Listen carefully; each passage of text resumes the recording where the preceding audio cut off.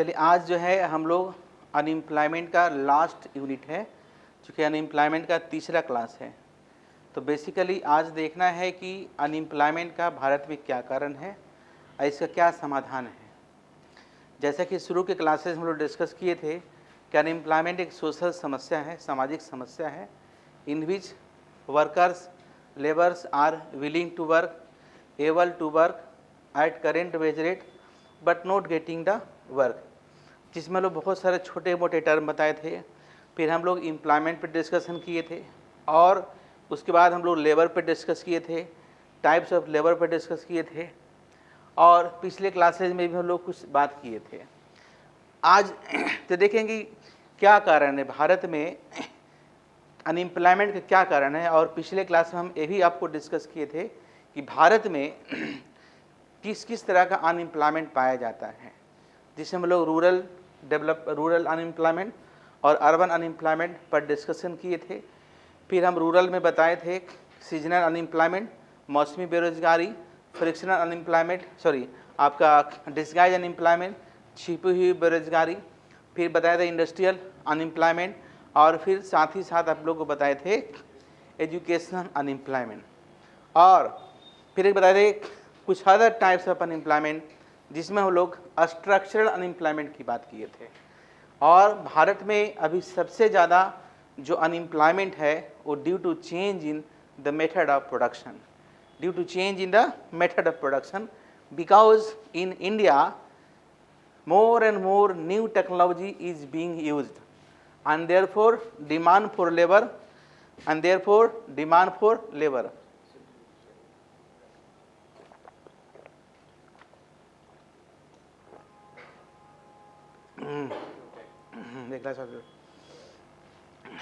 है ना, therefore demand of labour हमारा कमते जा रहा है।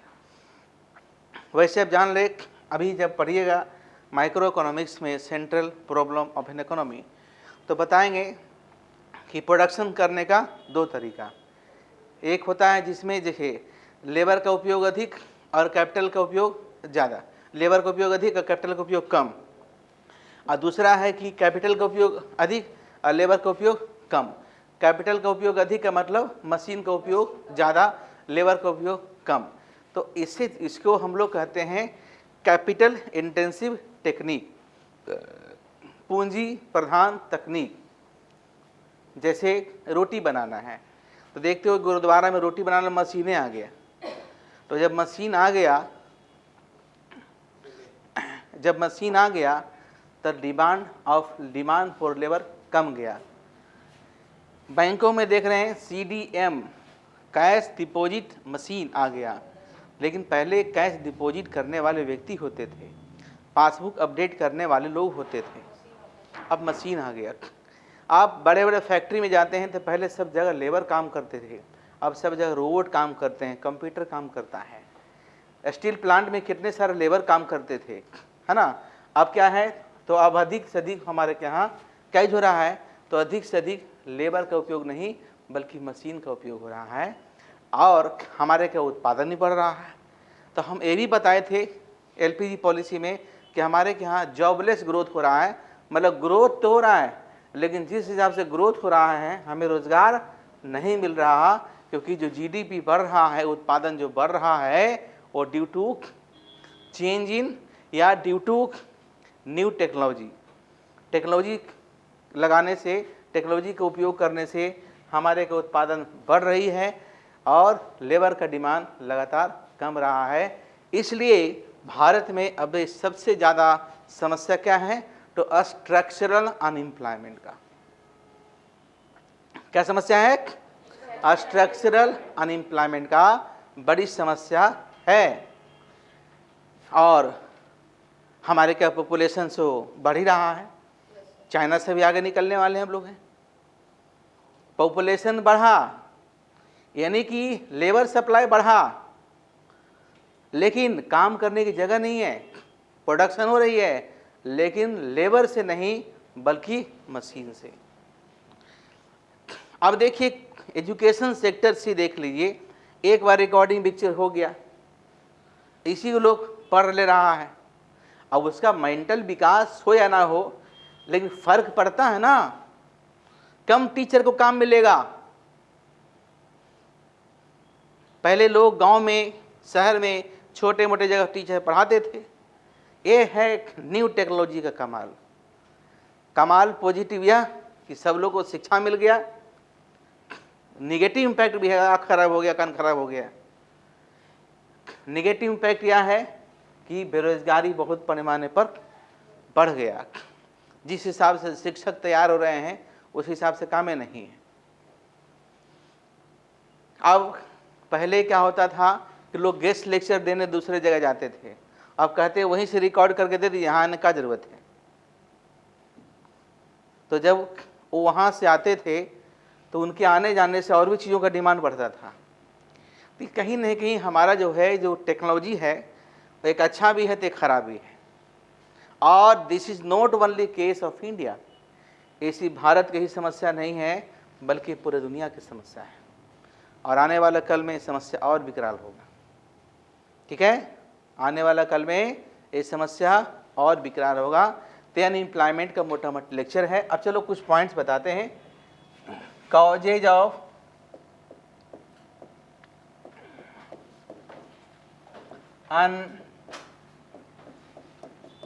Unemployment in India. भारत में बेरोजगारी के कारण, भारत में बेरोजगारी के कारण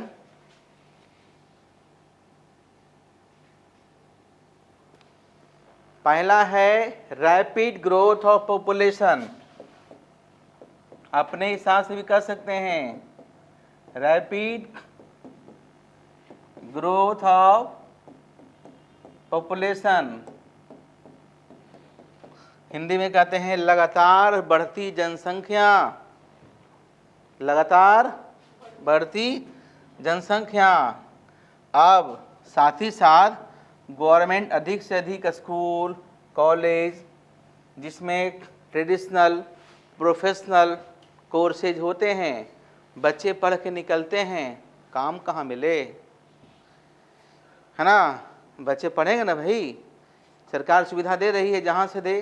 अब पढ़े के निकलेगा, काम खोजेगा, काम है नहीं, क्योंकि लेबर का डिमांड लगातार कमते जा रहा है। क्यों कमते जा रहा है? मैकेनाइजेशन के कारण। क्यों कमते जा रहा है? मैकेनाइजेशन, है ना, यानी मशीनीकरण के कारण हमारे के यहाँ अनएम्प्लॉयमेंट हो रहा है, जिसको हम लोग क्या कहते हैं? स्ट्रक्चरल अनएम्प्लॉयमेंट, संरचनात्मक बेरोजगारी। दूसरा लिखो, डिफेक्टिव एजुकेशन सिस्टम।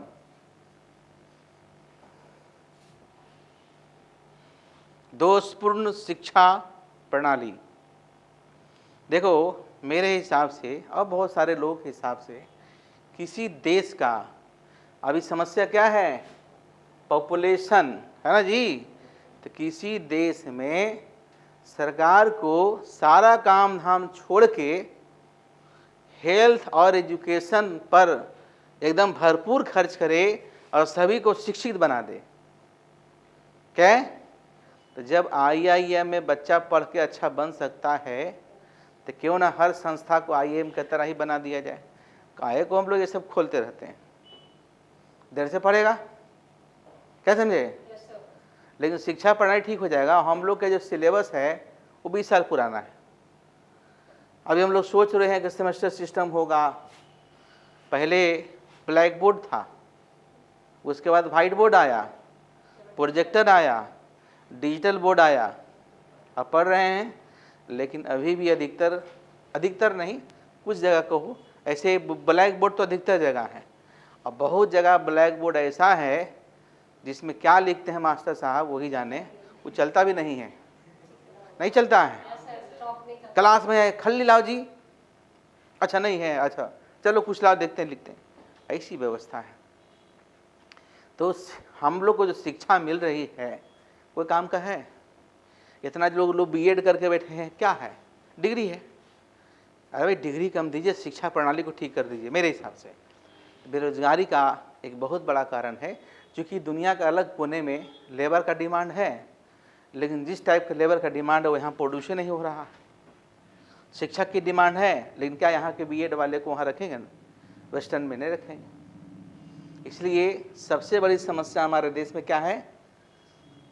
शिक्षा। अगर शिक्षा सुधर जाए तो ये पॉपुलेशन अपने आप रुक जाएगा। हर लड़के लड़की को 25 साल तक पढ़ा दीजिए, अच्छी शिक्षा व्यवस्था दे दीजिए, किसी को फुर्सत नहीं है कि 2 बच्चा 4 बच्चा रखेंगे, कहबेन करेगा वो अब घर में आपको। ऐसे लोग पढ़े लिखे नहीं हैं। तो देखिए गांव में कंसेप्ट क्या है? 1 बेटी और 2 बेटा। बेटी भी होना चाहिए, लक्ष्मी है। बेटा 2 क्यों? अगर 1 है, अगर वर्टिकल चला गया तो आग को कौन देगा? आत्मा को शांति कौन मिला? क्योंकि ये भी सोचते हैं कि 1 जा भी सकता है, इसलिए 2 बेटा 1 बेटी। बेटी लक्ष्मी होती है, थोड़ा बहुत माँ की हाथ बटाएगी, मतलब जो गांव का कंसेप्ट है। शहर का अलग कंसेप्ट है। लेकिन जैसे जैसे लोग पढ़ लिख रहे हैं, बेटी बेटी में फ़र्क भी कम हो रहा है। और जब लोग पढ़ लिख रहे हैं तो काम तो मिलेगा। हम आपको बताए थे ना, ग्रामीण क्षेत्र में पार्टिसिपेशन रेट अधिक है, क्योंकि ग्रामीण क्षेत्र में काम करने के लिए महिलाओं को पढ़ना लिखना नहीं पड़ता। शहर में लड़कियां काम करती हैं तो ट्रेनिंग लेती है। इसलिए जो हम बताए थे पार्टिसिपेशन रेट ग्रामीण क्षेत्र का अधिक है और शहरी क्षेत्र का क्या है? कम है। क्या है? कम है। तो देखो, क्या आप सहमत हैं कि देश की अगर शिक्षा व्यवस्था को ठीक कर दिया जाए तो हमारी देश की जनसंख्या नियंत्रित हो जाएगी? सरकार जो खर्च करती है इधर उधर कि 1 बच्चा लाओ तो इतना देंगे, 2 बच्चा लाओ इतना देंगे, मत कुछ दीजिए। सबको, लड़की को नहीं, लड़का लोग को भी सबको फ्री पढ़ा दीजिए एक समय तक। 10 साल 20 साल एक मॉडल है कि 10 साल तक हम सब्सिडी वाला देंगे गैस, तो 10 साल तक कम से कम सबको फ्री में पढ़ा। 20 साल में सब ठीक हो जाएगा। ऐसे 10 साल में अगर सबको पढ़ा दे तो कुछ बच्चा आपका दोस्त गांव में इसलिए छूट गया क्योंकि उसका पैसा नहीं था। लेकिन शिक्षा के साथ साथ देखिए हॉस्टल भी होनी चाहिए, हॉस्टल अच्छी वाली, तब वो पढ़ लिख जाता है। मतलब हॉस्टल की व्यवस्था होनी चाहिए, ये नहीं कि खाली पढ़ा दिया, क्योंकि पढ़ने में बहुत सारे खर्च होता है ना।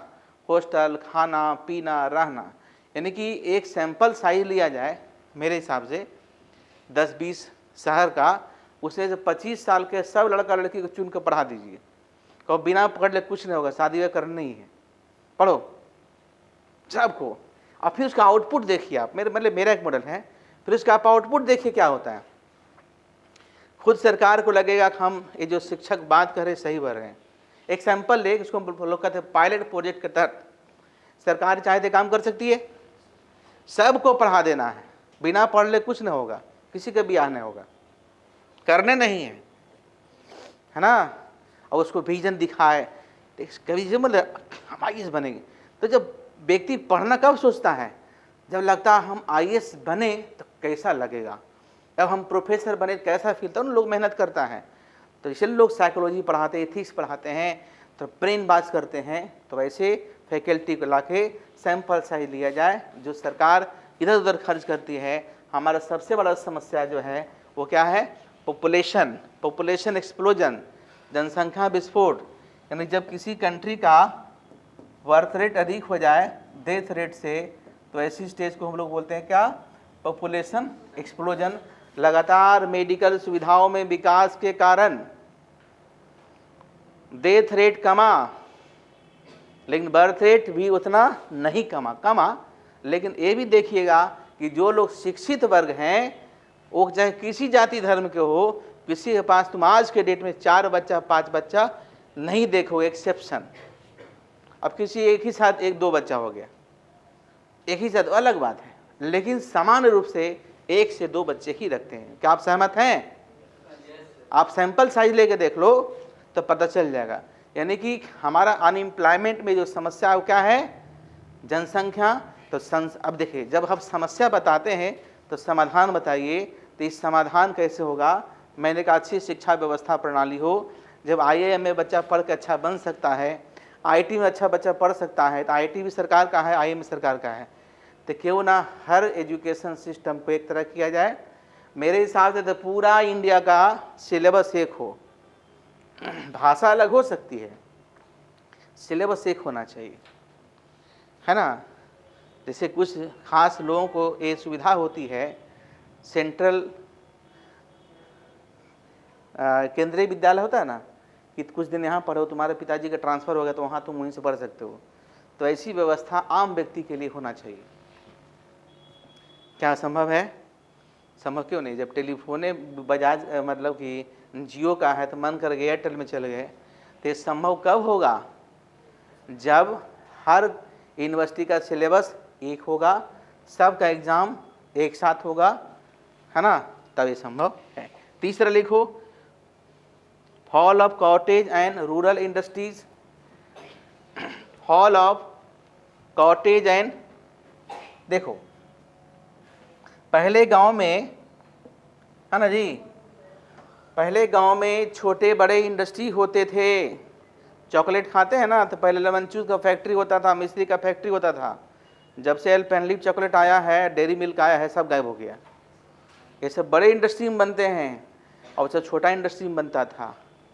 पहले लोग मिट्टी के कप में चाय पीते थे, आज गिलास VIP वाला शीशा गिलास में चाय पीते हैं। वो गिलास बड़ा इंडस्ट्री में बनता है ना, बहुत सारे सामान है। इसलिए छोटे बड़े चीज़ जो गांव में बनते थे उसका डिमांड कमते चला गया। ठीक वैसे ही जैसे हमारा ब्रिटिश इंडिया में हुआ था कि हैंडीक्राफ्ट इंडस्ट्री कैसे डिक्लाइन कर गया जब ब्रिटिश से बने मशीन से बना हुआ प्रोडक्ट आया, तो वही स्थिति अभी है। तो छोटे बड़े इंडस्ट्री बंद हो गए, अब उसको काम कहाँ मिलेगा? तो शहर में आते हैं काम की तलाश में। कल हम बताए थे कि इंडस्ट्री में काम मिल जाएगा। इंडस्ट्री में काम कहाँ से मिलेगा? सब काम तो मशीन से हो रहा है, काम कहाँ से मिलेगा? काम ही नहीं है। ये सारी समस्या है ना, ठीक है। नेक्स्ट लिखो, लिखो ना,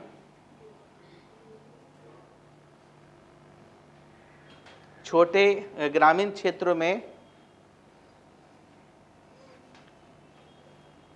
छोटे ग्रामीण क्षेत्रों में लघु उद्योग का पतन।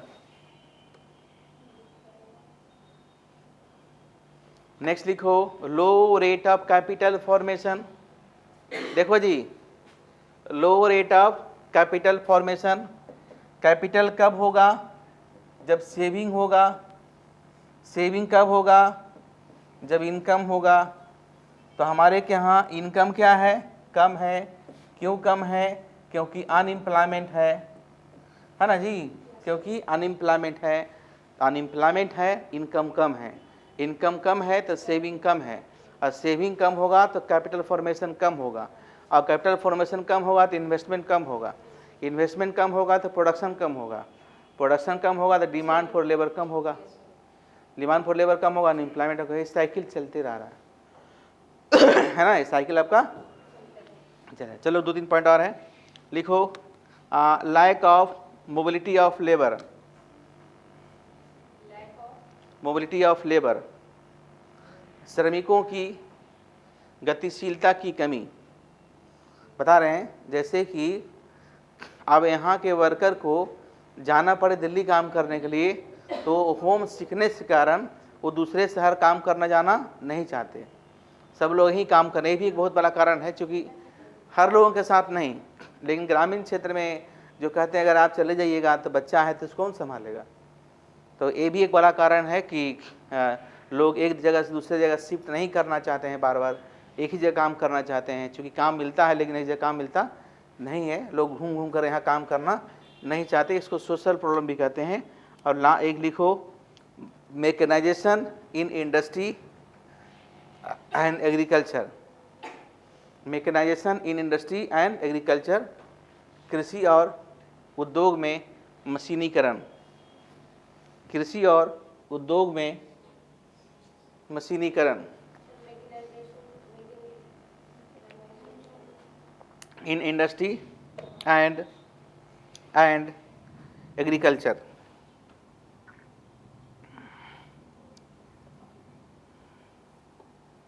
ठीक है। अब बहुत सारे कारण हैं, हम कुछ इंपॉर्टेंट फैक्ट्स बता दिए हैं, है कि नहीं, कि भारत में ये कारण है हमारा। और भी समस्या है, सोशल समस्या है ना। सोशल समस्या कल हम बताए थे ना, कि यदि किसी लड़की को या महिला को काम करना है और काम करने के लायक है, काम करना चाहती है, कामों मिल गया है तो डिसाइड कौन करते हैं? परिवार के मुखिया, चचा, पापा, दादा, दादी, गोतिया। और डिसाइड होता है भैया कि भाई ये लड़की है, ये काम नहीं करेगी, लेकिन ज़माना लद गया। अब लड़कियां अगर अच्छा काम मिला तो ज्वाइनिंग ले लेती है, बोलती पापा आ गए यहाँ पे, आना है तो आ जाइए, है ना। है उसमें उसको पता है अगर हम पहले बताएंगे तो काम करने के लिए नहीं मिलेगा। लेकिन जैसे जैसे लोग शिक्षित हो रहे हैं, पेरेंट्स भी इजाज़त दे रहे हैं, आज ये संख्या जो बड़ी पैमाने पर महिलाओं की है, लड़कियों की है, स्कूल में, कॉलेज में, प्रतियोगिता परीक्षाओं में, ये किसकी देन है? It's because of education. और एक बहुत बड़ा और फैक्टर्स है, it's because of new economic policy. 1991 में, याद करो 1991 में जब सीरियल देखती थी मम्मी लोग या हम लोग के जो कहो पूर्वज, यानी कि 91 यानी कितना दिन हो गया? 22 और प्लस 9 लगभग 30 साल। यानी जो तुम्हारी माँ होगी 30-35 साल की, उसमें छोटी होगी, तो पूछना वो टीवी देखती होगी ना? बंद कर, टीवी देखता है। लेकिन वो टीवी देख के माँ कुछ नहीं कर पाई, लेकिन वो टीवी देख के ही आपकी माँ, हमारे जो दीदी है, उसके अंदर एक सोशल अवेयरनेस आया कि कुछ में दिखाया जाता था कि पढ़ लिख के लड़कियाँ क्या कर सकती हैं, कुछ इंटरटेनिंग भी था। तो सीरियल देख देख के आपकी माँ आपको यहाँ तक पहुँचा दी। उसका नेगेटिव इम्पैक्ट बहुत सारा था। वेस्टर्न कल्चर है, आँख खराब, कैसे ही से बोलता है आँख खराब हो जाएगा। अरे आँख तो थोड़ा खराब होवे करेगा, लेकिन जो ऑनलाइन में पढ़ रहा है, सही एजुकेशन मिल रहा है, हम ही तुम लोग को पढ़ाते हैं। आप कुछ लोग यूट्यूब बैठ कर देख रहे हैं, है ना, नहीं तो फिर देखते होंगे, हम देखे हैं कि एक रजिस्टर लेके आते हैं, मास्टर साहब पूरा पढ़ाना शुरू कर देते हैं, वो भी सही तरीका है। लेकिन कुछ इस तरह का भी लेक्चर सुनते हैं अलग अलग टीचर्स का, तो उसके जहन में होता है ना कि नहीं हम भी तो मतलब पढ़ाई ऐसा भी होता है। हम लोग भी जब पढ़ते थे गांव में, याद करो, तो मास्टर साहब कहते थे खड़ा हो जा बाबू, खड़ा हो गया, चलो किताब निकालो पढ़ो। हम लोग पढ़ते थे आराम से, खैनी खा के मजा लेते थे। क्या वैसे टीचर अब चलेंगे? He will be kicked out by the student, क्योंकि स्टूडेंट उतना बुड़वक नहीं है। जब कोई चीज़ तुम पूछते हो तो कुछ बच्चा पहले पढ़ के आता है और टीचर को टेस्ट करता है। तुम लोग बहुत बार आते हो, अरे हो सकता है मेरे क्लास में नहीं बोलते होगे, लेकिन बहुत सारे क्लासेज यूनिवर्सिटी में भी ऐसा होता है कि बच्चे लोग, तो हम लोग को जो पढ़ाना है तो ठीक है, हमको अनुभव है, लेकिन कुछ बच्चे जो हैं उसका काम ही है टेस्ट करना, क्योंकि उसके पास साधन है ना। 5-6 क्वेश्चन पहले से तैयार रखता है, आज ही दागेंगे, दाग ही देता है कभी कभी, तो वो लोग भी तैयार रख लेता, करें रुको अभी बताएंगे। लेकिन अब साधन है तो इसका एक पॉजिटिव इम्पैक्ट भी है, नो डाउट। हमारे क्या टेक्नोलॉजी के विकास से बेरोजगारी बढ़ा है, लेकिन है कि जब हमारा सब कुछ सही हो जाएगा, in the long run it will automatically be adjusted. कुछ समय के बाद सब आपका ठीक हो जाएगा, क्योंकि जनसंख्या नियंत्रित हो रही है, जनसंख्या बढ़ रही है, लेकिन बढ़ने का दर घट रहा है। आप देखिएगा जिस तरीके से एजुकेशन लिटरेसी रेट हमारे क्या बढ़ रहा है, उस हिसाब से हमारा पॉपुलेशन ग्रोथ हुआ है, ग्रोथ रेट कम गया है पहले से। डेटा दिखाएंगे, अभी फाइनल रिजल्ट अभी आया नहीं है। क्लियर? उसके बाद लिखो uncertainty before the private sector. दूसरी बड़ी समस्या यह है यानी कि निजी क्षेत्रों में अनिश्चितता कहते हैं हिंदी में। देखो जो कोई प्राइवेट नौकरी में है ना, तो अपने आप को नौकरी में नहीं समझता है, समझे। जो प्राइवेट सेक्टर्स में है वो अपने आप को नौकरी में नहीं समझता है। क्यों नहीं समझता है? लगता है हम बेकार हैं। जो दुकान चला रहे हैं कहते हैं हम अनएम्प्लॉयड हैं, इसलिए भी अनएम्प्लॉयमेंट ज़्यादा लोगों को लगता है। हम देखते हैं आप क्या कि अगर कोई अच्छा 50-60 हज़ार 1 लाख महीना कमा रहा है, अगर उसको परमानेंट नौकरी में जैसे सरकारी 12,000 15,000, दुकान बंद करे, चलो ज्वाइन कर लेते हैं वहाँ। एक समस्या, इसको हम लोग सोशल समस्या कहते हैं। वो भी तुम्हारा काम है, उससे भी लोग जीवन यापन करते हैं, है ना। और लेकिन ये बहुत बड़ी समस्या हमारे को है। अब देखो, अनएम्प्लॉयमेंट को दूर करने का तरीका वही है जो पॉवर्टी को दूर करने का तरीका है। जैसे सरकार इसके लिए MNREGA, Mahatma Gandhi national rural employment guarantee act, Deendayal Upadhyaya Yojana, Ujjwala Yojana, Aajeevika, बहुत सारे कार्यक्रम, डिफरेंट कार्यक्रम, different program run by the central government और समटाइम्स इन स्टेट गवर्नमेंट, है ना। जैसे इन बिहार में है 7 निश्चय योजना, तो नल जल थल जो विकास हो रहा है उससे भी रोजगार मिल रहा है ना। तो हमारे के यहाँ बहुत सारे प्रोग्राम है सरकार के द्वारा चलाई जा रही है, जिसका उद्देश्य भी आप गंगा पथ बना, जिसको मेरीन पटना कहते हैं, मेरीन ड्राइव पटना कहते हैं, ये बड़े बड़े पुल बन रहे हैं अलग अलग जगह पे। इससे आप क्या देख रहे हैं कि हमारे के यहाँ एम्प्लॉयमेंट बढ़ा है। जो वर्कर्स दूसरे स्टेट में काम करने जाते थे आज हमारे के यहाँ ही काम करते हैं। काम कर रहे हैं कि नहीं कर रहे हैं?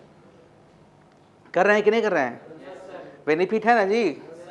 काम करने वाली स्थिति ये है कि दूसरे स्टेट से यहाँ काम करने के लिए आ रहे हैं, तो पूछो जाके, यूपी से, उड़ीसा से, राजस्थान से लोग काम करने आ रहे हैं यहाँ पे।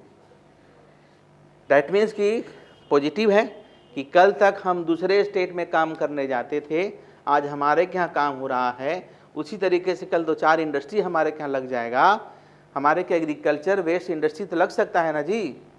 हाजीपुर में केला है तो केले का चिप्स का फैक्ट्री, आलू के चिप्स का फैक्ट्री, मक्के का चिप्स का फैक्ट्री, अंगूर के जूस का फैक्ट्री, अंगूर नहीं तो लीची का जूस का फैक्ट्री, मखाना होता है।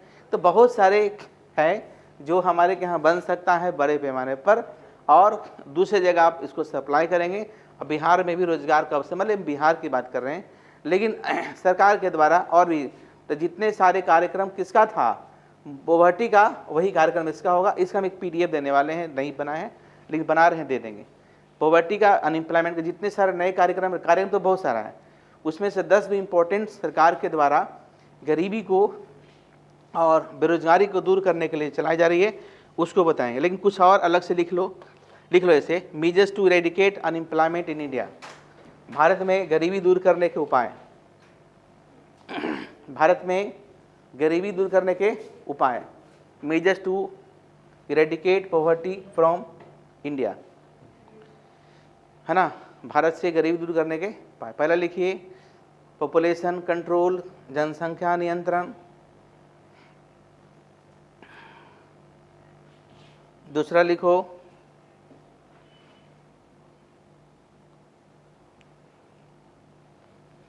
इम्प्रूवमेंट इन एजुकेशन सिस्टम, शिक्षा प्रणाली में सुधार, improvement in education system, improvement in education system, improvement in education system, rural industrialisation, ग्रामीण क्षेत्र में, हिंदी में कहते हैं ग्रामीण क्षेत्र में ग्रामीण उद्योगीकरण, ग्रामीण क्षेत्र में उद्योग को लगाया जाए, ग्रामीण क्षेत्र में शिक्षा को बढ़ावा दिया जाए, है ना। तो जो अनस्किल्ड वर्कर जो वहाँ से आते हैं उसे काम नहीं मिलता है, अगर कुछ ट्रेनिंग ले लेंगे तो उसे काम मिल जाएगा। और इस तरह के कार्यक्रम सरकार के द्वारा चलाई जा रही है। नेक्स्ट लिखिए इंक्रीज इन डेवलपमेंट रेट, ऐसे छोड़ो ना, ऐसे लिखो strong investment on infrastructure, investment on infrastructure, बुनियादी सुविधाओं पर सरकार का निवेश। ये क्या होता है? देखो जी, तुम्हारा हेल्थ है, इसके बाद वही चैप्टर है एजुकेशन है ना, ट्रांसपोर्ट है, ठीक है, कम्युनिकेशन है, और एनर्जी है। इस सबको क्या करना है? प्लस कर दो। इसी को बोलते हैं इंफ्रास्ट्रक्चर। इसको हिंदी में कहते हैं बाबू आधारभूत संरचना। क्या बोलते हैं? इसको विस्तार से एक चैप्टर ही पढ़ाएंगे। तो हेल्थ का विकास होगा, मतलब हॉस्पिटल बनेगा। जब हॉस्पिटल बन रहा है, देखो अभी कितने सारे लोग लगे हुए हैं। जब हॉस्पिटल बनकर तैयार होगा तो उसमें नर्स का काम मिलेगा, डॉक्टर का काम मिलेगा, आपका अच्छा इलाज होगा, आप स्वस्थ रहेंगे, अच्छे से पढ़ेंगे। उसी तरीके से एजुकेशन का विकास होगा। हर राज्य में एक सेंट्रल यूनिवर्सिटी बन रही है, उसमें लोगों को काम मिल रहा है। हमारे क्या राज्य में इंटरनेशनल यूनिवर्सिटी बन रही है, उसमें काम मिल रहा है। उसके बाद जब बनकर तैयार होगा तब शिक्षक को उसमें काम मिलेगा। उसके साथ और भी चपरासी हैं, सबको काम मिलेगा। ट्रांसपोर्ट में आपका आ गया क्या, रोड बन रहा है, काम मिल रहा है। रेल का विकास होगा, काम बन रहा है। मेट्रो का विकास है, काम हो रहा है ना। उसके बाद पोर्ट मतलब बंदरगाह का विकास हो रहा है, जहाजरानी कहते हैं इसके। तो इससे भी रोजगार हमारे के यहाँ बढ़ रहा है। उसके बाद क्या हो गया, एयरपोर्ट। अभी जो है पटना में एयरपोर्ट था, बिहटा में एयरपोर्ट बन रही है, दरभंगा में एयरपोर्ट चालू हुआ, भागलपुर में चालू होने वाला है, पूर्णिया में चालू होने पर है, गया में चालू हुआ। तो सब जगह काम मिला ना। जब एयरपोर्ट बना तो कितने सारे दिन लोग काम किए। अब काम करने बाद उसमें जो एक तो अनस्किल्ड वर्कर काम किए, पूरा स्किल्ड वर्कर काम किए। फिर उसके बाद जो पायलट बनेंगे उससे काम मिलेगा। इस तरीके से काम कैसे नहीं मिलेगा, है कि नहीं। यदि इन सभी चीज़ों का विकास सरकार, इससे फायदा भी है, इससे देश की इंफ्रास्ट्रक्चर मजबूत होगी। एजुकेशन पर जो पैसा खर्च करती है सरकार या परिवार, उस पैसा को, उस खर्च को हम लोग कहते हैं प्रोडक्टिव इन्वेस्टमेंट। तो productive investment must be increase in the economy to increase employment और to increase new employment opportunities. अब अलग अलग विचार है, धर्म को लेके सोचते हैं कि अयोध्या में जो मंदिर बन रहा है वो मंदिर मतलब हॉस्पिटल बन जाता, कोई दिक्कत नहीं है। आप इकोनॉमिक्स पॉइंट ऑफ सोचिए, ठीक है वो बनता तो अच्छा, लेकिन अर्थशास्त्री कहते हैं अगर अयोध्या में मंदिर बना या कोई बड़ा मस्जिद बने, उससे भी तो लोगों को काम मिल रहा है। बड़े बड़े होटल बने, पोर्ट बने, है ना। ऐसा नहीं है, तो काम मिलना चाहिए, इंफ्रास्ट्रक्चर का विकास होना चाहिए। तो किसी भी देश में केन्स कहते थे, 1929 में केन्स एक किताब लिखे थे हाउ टू पे फॉर वार, और 1936 में किताब लिखे थे general theory of employment interest and money, और 1929 में ग्रेट डिप्रेशन आया था। सुनते हो great depression, great depression, great depression. तो जो ग्रेट डिप्रेशन है या जो रिसेशन है, इसके पीछे का कारण कभी समझे हैं। इसके पीछे कारण होता है मार्केट में डिमांड का कम जाना। तो मार्केट में डिमांड क्यों कम जाता है, क्योंकि जब इनकम कम जाता है। इनकम क्यों कम जाता है, जब रोजगार नहीं होता। तो जब लोगों को रोजगार मिलेगा कब, जब इन्वेस्टमेंट होगा तब।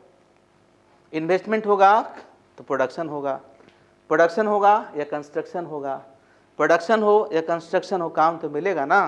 तो जब काम मिलेगा इनकम बढ़ेगा, इनकम बढ़ेगा तो कुछ खाएंगे, कुछ सेव करेंगे, मतलब शुरू खाएंगे। ऐसे भी जब किसी भी गरीब देश में मार्जिनल प्रोपेंसिटी टू यानी हमारे मार्जिनल इनकम जो बढ़ता है, इनकम बढ़ने के कारण जो कंजम्पशन बढ़ता है, उसको इकोनॉमिक्स में कहते हैं मार्जिनल प्रोपेंसिटी टू कंज्यूम, खर्च करने की क्षमता। तो गरीब की खर्च करने की क्षमता ज़्यादा होती है। Consumption of one individual is income of another individual. That means कि एम्प्लॉयमेंट को बढ़ाने के लिए हमें इकोनॉमिक एक्टिविटी को बढ़ाना होगा, प्रोडक्शन एक्टिविटी को बढ़ाना होगा। केन्स तो कहते थे कि काम नहीं है तो रोडें तोड़वा दीजिए, फिर से बनवाइए। जिस देश में फाइनेंस है ना, लोगों को काम मिलते रहेगा ना, वो हमेशा सुखी रहेगा। और जिस परिवार में लोग काम में एंगेज, देखो किसी में देखो 5 भाई है और 5 ऑफिसर हैं या 5 बड़ा आदमी है, झगड़ा होता है, कम होता है। यहाँ तो गोलियां मार देते हैं सब, निकाल के। क्यों? क्योंकि इंगेज नहीं है। अगर उसे इंगेज करके रखिएगा, देखो 5 भाई है और 5 की वाइफ है, सब नौकरी करती है, काहे को लाई करेगा वो, करता है। अब सब 100% नहीं कर सकते हैं। झगड़ा तो पैसा के चलते बिल गेट्स के यहाँ भी होता होगा, अंबानी क्या भी कुरफाती हुआ पूरा, लेकिन वो तो अलग है ना। लेकिन जो बात कर रहे हैं कि ये जो हमारे क्या जो अनपढ़, जो पढ़े लिखे नहीं होते हैं, तो पढ़े लिखे नहीं होने के कारण, समझदारी नहीं होने के कारण गलत स्टेप ले लेते हैं। तो रोज़गार बढ़ाने का सबसे बेहतरीन तरीका है एजुकेशन। हमारे यहाँ कोर्ट में सबसे अधिक यही सब मामला मिलेगा, ज़मीन का, जायदाद का, है कि नहीं। तो सरकार को क्या चाहिए, इस पे खर्च करना। इस पे खर्च होगा ना तो अच्छा स्वास्थ्य भी मिल जाएगा, अच्छा एजुकेशन मिल जाएगा। और जब किसी देश का स्वास्थ्य सेवा और शिक्षा व्यवस्था अगर ठीक हो जाए तो बाकी तो अपने आप ठीक हो जाएगा। किसी सोसाइटी में जाओ, जब पढ़ा लिखा, हम लोग रहते थे हॉस्टल में, एक जो 5 रुपये का बल्ब होता था ना, उसको मकान मालिक लगाने में कभी गलती से फीज हो गया कितना सुनाना पड़ता था। वो क्यों सुनाता था, क्योंकि उसको अकल नहीं था। आप जब पढ़ लिख जाते हैं तो 2 लाइट जला देते हैं, चलो रोडे पर 2 लाइट लगा दी। बहुत ऐसे लोग होते हैं। Development means sacrifice, clear. Development means यदि कोई सेक्रीफाइस करेगा तभी तो समाज का विकास होगा। मनुष्य का 2 तरह का लाइफ होता है, पर्सनल और प्रोफेशनल, है ना जी। पर्सनली है, पर्सनल जैसे कि मान लीजिए अब यहाँ पे हम पढ़ा रहे हैं आपको, आप पेमेंट करते मेरे पास आते हैं, कल हो कि आपकी भी नौकरी लग जाती है, वही संबंध फिर अभी हमसे आप लोग प्रोफेशनली जुड़े हुए हैं, है ना। तो जब आप किसी इंस्टीट्यूट में जाते हैं तो पैसा देते हैं, और जब बहुत पैसा कमा लेते हैं तो एक समय के बाद लगता है कि हम तो समाज की सेवा करें। तो समाज की सेवा करने का उम्र होता है। अभी आपसे समाज सेवा होगा ही नहीं, अभी लालच आ जाएगा, चंदा किए 2000 तो 500 जरा हम अपना सेट पैंट सिला लें। लेकिन जब तुम्हारा मैच्योरिटी आ जाती है तभी काम नहीं होता है, अपना पॉकेट से भी लगा देते हैं। जब पढ़ लिख जाते हैं, आप किसी दोस्त के शादी में जाते हैं, उसको दिक्कत है तो 2-4 हज़ार दे भी देते हैं, अरे दिक्कत है अभी दीजिएगा। अभी देखते हैं 1 रुपये का फोटो कॉपी कर लड़ाई झगड़ा कर लेता है लोग, है ना। एक दिन एक स्टूडेंट 4 दिन पैसा भी दे रहा था, 5वां दिन कहा तुम दो, बोले मेरा पैसा नहीं है, तुम देते कहे थे, झगड़ा कर लिया, है ना। क्योंकि अभी वो एनीवे कहने का मतलब है कि ये सरकार के लिए सामाजिक सेवा ही है कि इसको विकसित कीजिए, बाकी जो है ना वो अपने आप विकसित हो जाएगा। आई थिंक अनएम्प्लॉयमेंट चैप्टर आप लोग को अच्छे तरीके से, एक इसका हम PDF देंगे बना के, फिर डिस्कशन करेंगे। इसके बाद का जो चैप्टर है रूरल डेवलपमेंट, कल क्या पढ़ाएंगे नेक्स्ट क्लास में, रूरल डेवलपमेंट।